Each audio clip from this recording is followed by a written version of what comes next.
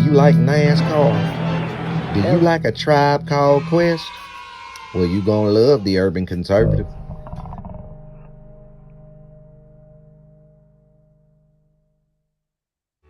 Do you like manwich and nachos?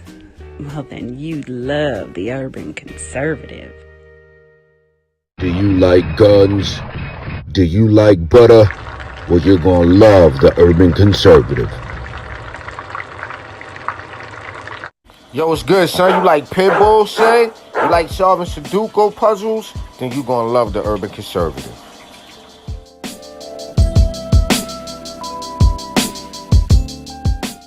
Hey, buddy, if your car making a sound like this, you might want to get you some power steering fluid and check out the Urban Conservative podcast. Are you repulsed by the idea of drag queen story time at your local library, but enjoy Carol Baskin TikTok memes? Then you would enjoy the Urban Conservative. Do you want to slap your boss and then go home and make yourself some golden brown pancakes covered in butter and freshly made warm boysenberry syrup? Then you'll love the Urban Conservative. You're a little over, Cardi B, and you're repulsed by the thought of hog maw. Check out the Urban Conservative. Are you ready? Just because you're black doesn't mean you have to vote Democrat. This year, in order to see benefits for our communities, we need to vote outside the box. Find out more by visiting us at tuconservative.com.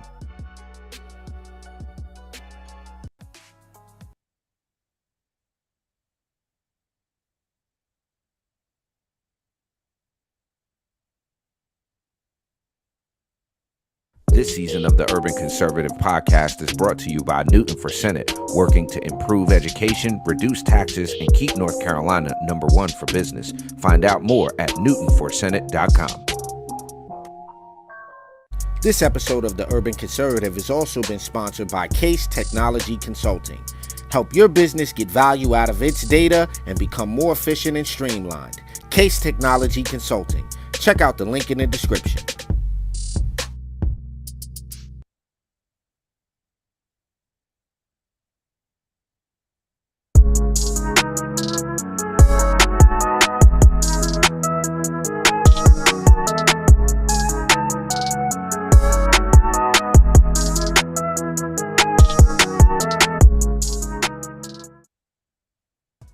Top of the morning, ladies and gentlemen. Addul Ali here. Welcome to the best 30-minute morning show on the planet. So glad that you could be with us.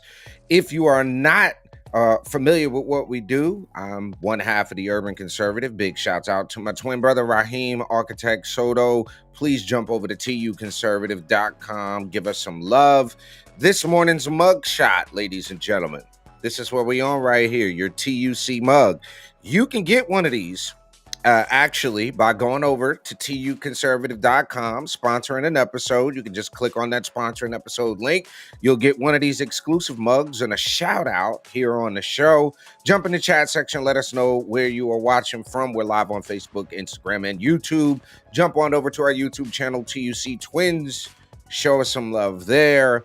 I got some good stuff in my cup this morning. Shouts out to our friends over at French Express. Got that little French Express blend going on. So been a good night. Tomorrow is going to be the opening of the General Assembly. So shouts out to our good friend, Senator Paul Newton, everybody up there at the North Carolina General Assembly. We're looking forward to see what Republicans can get done. This cycle is going to be interesting. I know heartbeat bills, marijuana legalization, Medicaid expansion, so many things are going to be on the table. There's some new laws that took effect in North Carolina, one of them reducing your personal income tax rate. We've got some stuff limiting the governor's powers during an emergency, which I think was way overdue. How long were we? Almost a year and change. Roy Cooper had us, locked down. So again, big up to everybody that supports the platform, supports the show, and looking forward to seeing all our folks in Raleigh tomorrow for the opening of the General Assembly. And I'm going to be a little bougie here. I get to sit on the Senate floor with our good friend Senator Newton. So I'm excited about that. Looking forward for the trip up to Raleigh tomorrow. We'll have some exclusive footage for you guys, some behind the scenes footage, all that good stuff. So, interestingly enough, right? If you've watched this show, if you've watched the Urban Conservative every Monday night live at 8 p.m., which you should do, then you're familiar with the fact that we're not really big fans of Stacey Abrams, okay? The reason we're not really big fans of Stacey Abrams is because, one, she's one of the politicians who have continued to push this mindset that America is founded in racism. Everything where there's a disparity between black and white people or Hispanic and white people, every disparity can be explained away by racism. She's one of those people, and we're not big fans of it. So we were glad to see her lose her first election for governor. We were really glad to see her lose her second election for governor. But get this, she's not done. She went on this show, I think it's called The Drew Show, okay? And I didn't know Drew Barrymore had her own show until I saw this, but apparently Stacey Abrams ain't done. She's not done at all. Y'all take a listen to this. Check this out. So what's next? Are you going to run again? Are you going? Like, do we get to look forward to this and galvanize again? I will likely run again. Yeah! Do you hear the lady in the back? Yeah, I hate that. Like that liberal.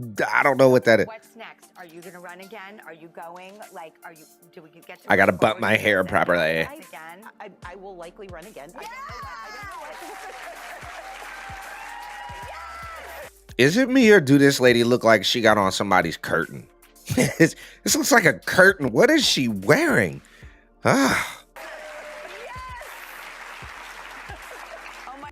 Okay, hold on. I'm confused. I'm thoroughly confused here. Why are they on stage within 6 feet of each other with no mask, but these people have on? I don't even. Come on. Where in the logical sense does?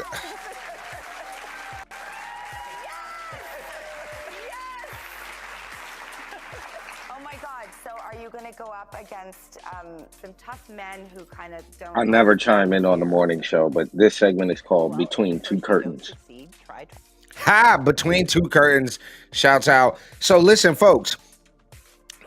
Here's the problem with this. Okay. Herein lies the problem. You couldn't win the governorship twice in a row. You're gonna run again. And people in Georgia, black people in Georgia. I know y'all beat us. The hard left beats up on us in Georgia a little bit. But check this out. If y'all don't recognize a grift when you see it, what we need to talk about is the fact that her campaign is in debt. She couldn't pay the campaign bills. Ralph, you can find something to pull up on her campaign finance. Why people in Georgia? I got to call Lucretia Hughes. If y'all know Lucretia, shouts out to Lucretia Hughes. I got to call Lucretia.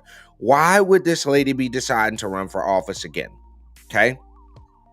I can't stand the idea that people in Georgia are going to get taken advantage of again, especially low information, low income minority voters are going to get taken advantage of again. And here's you go. Going for broke. Stacey Abrams' campaign can't even pay staffers after the blowout loss. So y'all going to support her again? It doesn't make any sense to me. Now here's the other side of this.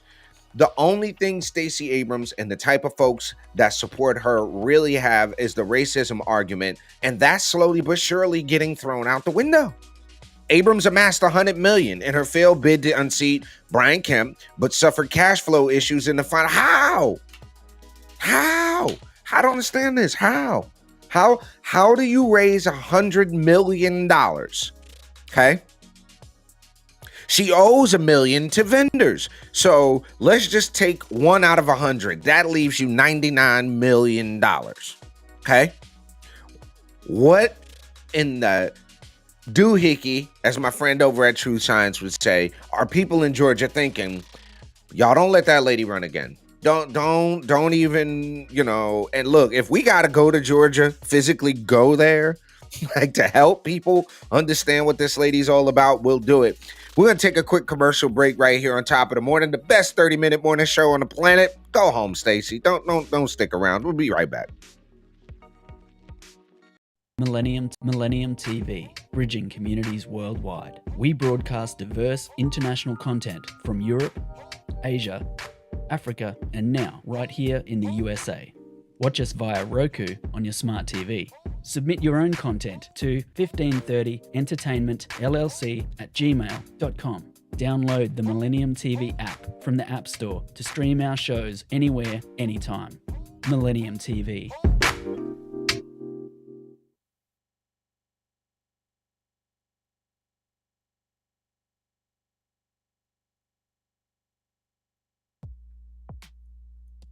Welcome back to the top of the morning, ladies and gentlemen. I'm your host, Addul Ali. You are checking out the best 30-minute morning show on the planet right here on The Urban Conservative. You can follow us anywhere on social media at The Urban Conservative. If you want to drop us a little cash app to help support the show, $TU Conservative, or you can go over to the website, sponsor an episode so that you can get one of your handy-dandy Urban Conservative mugs.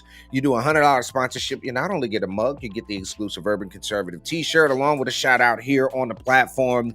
So here's something that didn't really age well. Talking about things that didn't age well. Look at this here. Classified documents from Biden's time as vice president discovered in private office. But the interesting thing is, the idiots on Twitter, Trump stole classified documents. Biden didn't. That didn't age too well. Okay? That didn't age too well. Knowing that's going on right now, that Biden is, they found classified documents at Biden's non-classified location. That's the crazy part about this whole thing. Y'all were beating up Trump. Oh, he had the documents and he needs to be arrested for having the documents. But your man Joe Biden got some documents. So herein is the question that I have. This is the question I have for you folks at home. Does Biden get raided now? Following the logic of the left, shouldn't we be raiding Biden's house now? Now that you know he had the illegal documents, when does Merrick Garland, when does the Attorney General start going after Biden? When do they raid his crib? That's what I want to know. Because y'all raided Trump's crib, never happened before a former president getting raided. Never, Obama had classified documents. Clinton had classified documents. Bush had classified documents. But I guess, and maybe this holds true, the left, is do as I say, not as I do type of people. And so we're sitting here with a situation where the president of the United States, who has lambasted a former president of the United States, is guilty of the same thing, if there's anything to be guilty of. Okay? Now, I don't know about the vice president. Somebody smarter than me is going to have to jump in the comments and let us know. But I know that the very act of the president declassifying something can be done. By virtue, he doesn't even have to issue a warrant, issue a paperwork, do a writ, give an executive order. He can say this is declassified and it's declassified, and that's it. So when are we going to see the raid on Biden is what my question is. When he gets out of office, if he survives, because Lord knows he may not. If he gets out of office and he survives, can we go ahead and raid his spot? Because what's good for the goose is good for the gander. If you're going to raid one, you might as well raid everybody's spot. Now, the other thing to think about is this. We're not talking about somebody here who's got all their scruples. Biden clearly does not have all of his scruples. The dude doesn't know where he is half the time, right? So the guy is down at El Paso, and we covered this yesterday on the podcast. Make sure you join us every Monday night on the podcast. Biden was down at the border, okay, and they had a hot mic catching this dude. Listen to this. This is the hot mic moment they caught Biden on. Here. And here we have a salvation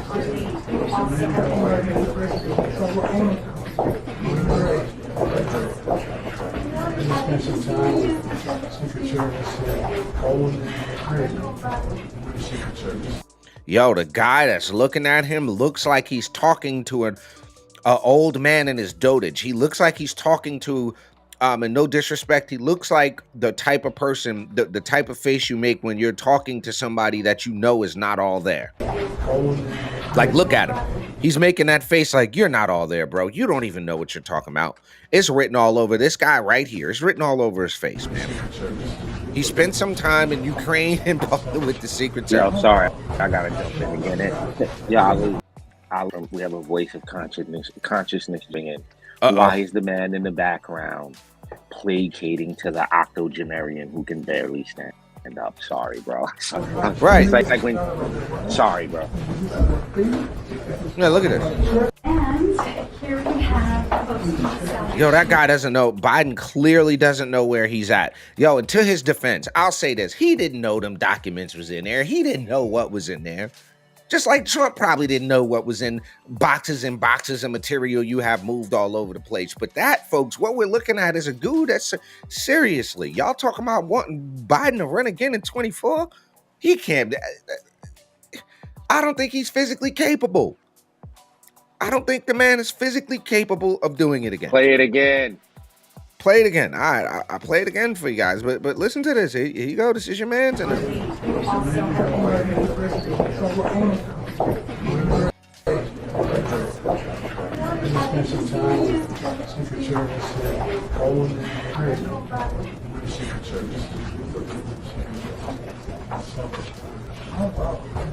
Oh, wow. Yo, that's the oh, wow that you give somebody when they say, hey, I used to be a nuclear submarine pilot in the army. Like, dude, okay, buddy. Okay. All right. You used to do that knowing that there's no such thing in the army, but that's your man. Mr. I spent time with the Secret Service and nobody knows what he's talking about. He doesn't even know what he's talking about, right?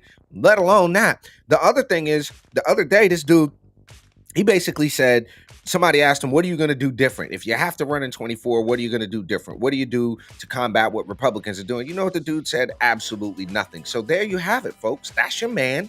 That's the guy you want to run with. That's the guy with the illegal documents, the whatchamacallit, the supposed to be confidential documents and classified documents, and he's got them. So what's good for the goose is good for the gander. I think Merrick Garland should raid somebody. How about that? How about we raid Hunter Biden? How about we do that, okay? I know Congress is talking about they're going to do some investigations, but we need to investigate whether this dude is mentally fit or not. Who's the Biden's doctor? How is this even okay? I'm not even sure that this is okay. Ladies and gentlemen, you're checking out the best 30-minute morning show on the planet, top of the morning. Make sure you get yourself a good cup of coffee every Monday morning at 8 a.m. Check us out. We're going to take a very fast commercial break, and we will be right back here on top of the morning. Don't go nowhere.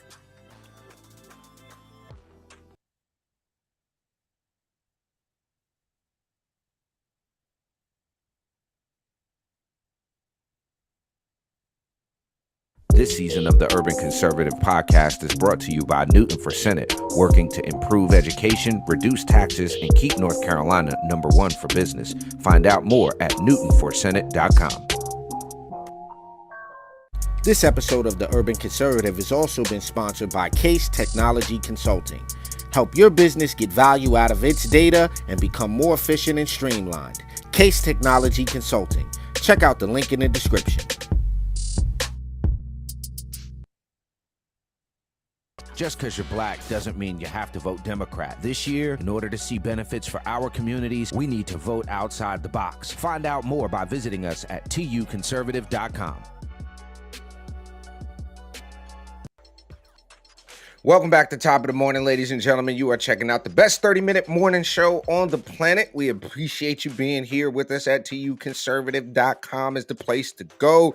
Get yourself a membership. You're watching live on Facebook, Instagram, YouTube, or our website, and we appreciate each and every one of y'all that do that. Shouts out to Cynthia Sheets for checking out the show this morning. We appreciate you being here, and as always, tag us in your favorite coffee mug shot. You never know. You might win mug shot of the week, and we'll definitely get you hooked up with a TUC mug. So you're going to tag us at TU Conservative in your favorite coffee mug shot, and we'll take a look at those when you tag us in them. Now, here's the thing, right? I am a firm believer that every good, decent citizen should pay their fair share of taxes. Now, one could argue what that fair share of taxes is based on how much money you make and all that kind of thing. There's some argument to be had about that. I myself am a big fan of a flat tax rate. You do If it's 11%, everybody pays 11%. There you go. That's just my idea. I'm a big fan of a balanced budget. But one thing that terrified us here at the Urban Conservative, and we looked at this, was this hiring of 87,000 new IRS agents to go after Americans. Now, there was a report by Fox that said the IRS targeted the poorest taxpayers, while millionaires went mostly unscathed in 2022. This while the White House is arguing that the Inflation Reduction Act will increase audits against millionaires. That didn't happen. Now, a study of the 2022 IRS tax audit data found that a taxpayer in the lowest tax income bracket is 5 times more likely to face an audit than a member of the highest income bracket. The IRS correspondence audit process is structured to expend the least amount of resources to conduct the largest number of examinations, resulting in the lowest level of customer service to taxpayers having the greatest need for assistance, National Taxpayer Advocate Erin M. Collins said of the report during an annual report to Congress. The Transactional Records Access Clearinghouse at Syracuse University examines the internal IRS management reports each month, and the group noticed different trends by reviewing the 2022 data. Most notably, the group looked at audits, particularly considering the agency relying more heavily on automatically produced letters sent to taxpayer. The data showed that the IRS conducted 85% of its audits through these letters, which requested additional information and documentation related to specific items of interest. Overall, audits dropped from 659,003 in fiscal year 2021 to 626,204 in fiscal year 2022 out of 164 million income tax returns filed. So Trump released his tax returns. They released those showing he paid anywhere from $1 million to nothing on different companies. So I am super happy to hear that one of the first things that Republicans did, and I'm so proud of them for doing this, is repealing that IRS funding to send 87,000 more IRS agents into the field. Here's my thought. Don't we need more border agents? Don't we need to be bolstering law enforcement in communities like Chicago, like Atlanta, like Detroit, like Los Angeles, like San Francisco, like New York City? Don't we need to be providing more support to our Border Patrol agents? Isn't there something else we can do with the amount of money y'all were going to spend on 87,000 brand new IRS agents? What are we going to do now that we have in this particular administration, we have people who have made it abundantly clear that they could care less about the average person. We talked about last night on the platform, on the show last night, y'all. Hakeem Jeffries getting up here talking about we want to talk about kitchen table and pocketbook issues. Y'all had the last 2 years of Biden's presidency to get things done. And what did y'all do? Y'all tried to force vaccine mandates on our military folks. Y'all shut down border policies. Y'all made the country less safe by allowing unchecked illegal immigration into our country, allowing tons and tons of fentanyl. I personally have talked to people like Christian Castelli and Mark Walker and folks that have actually gone down there to the border to see it firsthand. I was with Ted Budd a couple of weeks ago, and he will tell you American citizens do not need to be audited more. They don't need more government in their lives. We need less government in our lives. We need government to be, to put it the way Speaker McCarthy said it, more effective and efficient. That doesn't mean bigger government. That doesn't mean 87,000 brand new people snooping after folks who are barely keeping it together. I mean, could you imagine this? The cost of eggs right now. It's almost $1 an egg. All right. The dollar store is not even the dollar store anymore. It's the $1.25 store. Okay. My nephews are visiting. They went to Little Caesars. I don't eat Little Caesars, but they went to Little Caesars to get a pizza. And my nephew comes back and I said, wow, how much was the pizza? He said, man, they hit us for like $15 for 2 pizzas. I said, yeah. He said, yeah, it used to be $5. I said, yeah, but what happens when the cost of cheese goes up, when the cost of tomato sauce goes up, when the cost of electricity goes up? People aren't in business to feed you. They're in business to make money. The IRS ain't your friend. They're not there to help you. They're not there to be your best friend. They're there to get your money, to extract more money out of the taxpayer. And that's the weaponization of the IRS. Remember this back in the Obama administration against conservatives was a thing. And this particular administration has hurt the American people with inflation, with their border policy, and now with this attempting to put 87,000 IRS agents out there to go after you and me, to go after the everyday Joe, the everyday guy out there trying to make it happen, to keep the lights on and food on the table, keep gas in the car. Those type of people are who the IRS was going to go after. They weren't going to go after their friends and donors. Like Trump said, they love Hillary Clinton and the Biden's friends. They all take advantage of these tax loopholes, the same ones that Trump took advantage of. But they weren't sending IRS agents after them, and the report showed it. The report said that they were going to go after regular, everyday, average Americans were more likely to be audited than the millionaires. I bet you Stacey Abrams didn't get audited. I bet you Hakeem Jeffries didn't get audited. I bet you for damn sure Nancy Pelosi didn't get audited. I bet you Chuck Schumer didn't get audited. I bet you Adam Shifty Schiff didn't get audited. I guarantee you them people didn't get audited. But I'm glad to see Republicans are starting to stick to their word in Congress. It is a great move, a fantastic move to rescind that IRS funding, to get those 87,000 unnecessary IRS agents off the books. We don't need 87,000 more IRS agents. It's unnecessary to do in some states you'll see this, folks. When you reduce the tax rate, you get more tax revenue. It's that simple. Reduce the federal tax rate, you'll get more tax revenue. It's not rocket science. Ra, are we doing that special report today? Because we've got 2 minutes left in the show, 4 minutes left in the show. And I don't know if we're doing that special report. Let me know, Ra, if we're going to drop that special report. My brother worked on something really special for the urban conservative. It's something that I think a lot of people need to be aware about. We are going to cover that special report. So before we go this morning, I want y'all to take a look at this. This is a very touching, very important thing y'all need to be aware of. Go ahead and let's run this, Ra.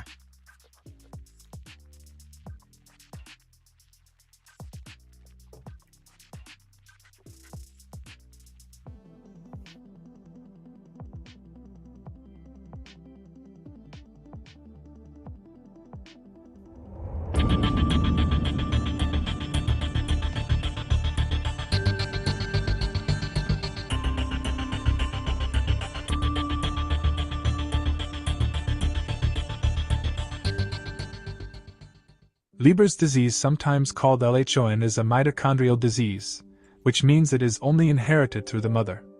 It's named after Dr. Theodore Leber, who studied the disease. Leber hereditary optic neuropathy affects 1 in 50,000 people. Today we meet one of the people dealing with this rare condition. My name is Christopher Backlund, and I'm 20 years old, and I have Leber's hereditary optic neuropathy. Well, I always knew about Leber's disease because my mother had it. When I was about 10 years old, my mother got diagnosed with Leber's disease, and ever since then she couldn't really drive me anywhere or do really much of anything because she was blind. My mother passed away about 3 months ago due to a heart attack at the age of 53, and it's been a very rough time. About 2 months before she died, I was diagnosed with the disease, so the last couple months of her life she knew that I had it. When I was first diagnosed, I knew that it was probably Leber's disease because my mother had it, and I was told as a 6-year-old boy that I had the gene for the disease, so ever since the age of 6 I knew that I could possibly get it.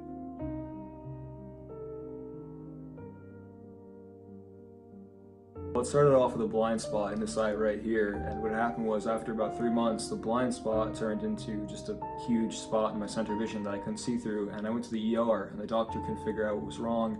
So a day later, I went to Dr. Bono in Southampton, and I was diagnosed with the disease. I didn't really know what to think. I wasn't really upset, I wasn't depressed, I wasn't angry. I was just kind of in shock that I was going blind at the age of 20, and only 6,000 people in the US have the disease.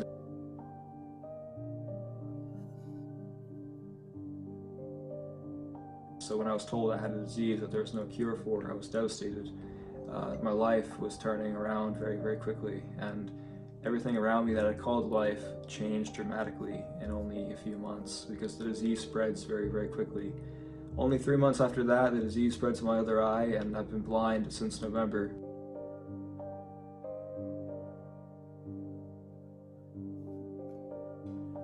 Well, my day-to-day life has changed dramatically in the last few months. I can no longer read text messages or anything. So when I get a text message, I have to use a device on my phone called TalkBack, and it will read my messages to me. And I'm able to kind of text with my voice. I'll like talk on the phone, and it will use voice recognition.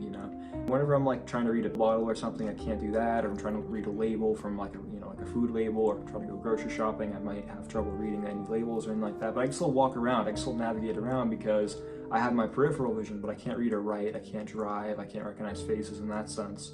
So, in terms of how my life has changed, it's been very, very different. I've been stuck at home a lot. If I'm ever in public, it's kind of hard to like recognize someone. It's just different. It's a very different way, and I hope that I don't have to deal with this for the rest of my life. And I don't think I'll have to. I think that this clinical trial will hopefully go through. I think the clinical trial will restore my vision, and I don't think I'll be spending the rest of my life like this. I think that with the advancement of medical technology, I think that I'll be cured one day. The community support has been tremendously great. I've had support from like everyone, and it's amazing. And I will be forever grateful for everyone who's reached out to me in the last few months to help me and support me. And it's incredible. I will be forever grateful to everyone. And it really goes to show that people in Southampton and all across the world have been helpful. I mean, I've talked to people in Europe who've helped me, and I've talked to people in California and Florida. All these people who have the disease and people who have experienced it themselves have reached out to me to help me. And people who live in Sag Harbor have helped me, and they've reached out to me to help me financially, and I've had support from a lot of people all across the world.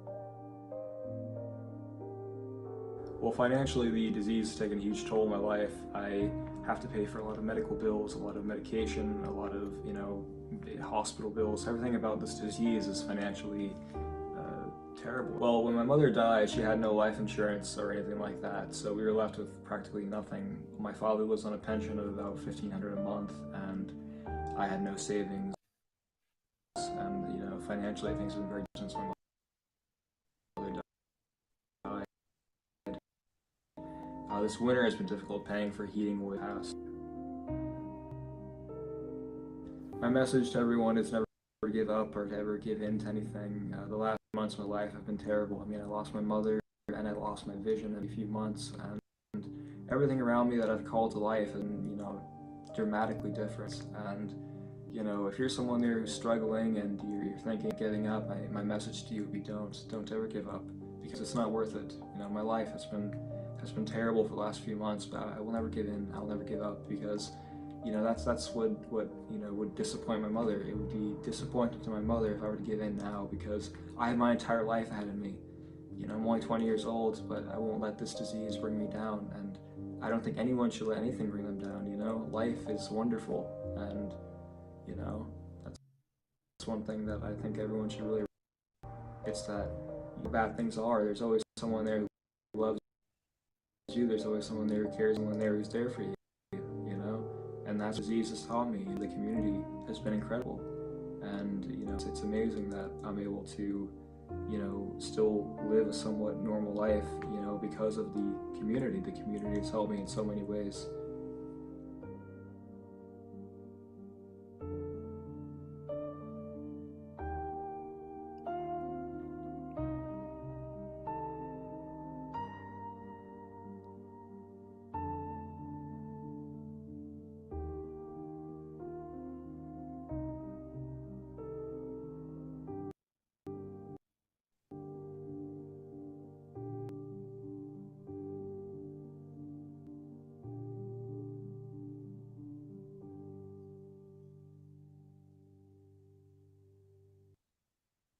Ladies and gentlemen, this has been Top of the Morning. I'm your host, Addul Ali. We'll see you guys tomorrow morning bright and early at 8 a.m. Y'all have a good day.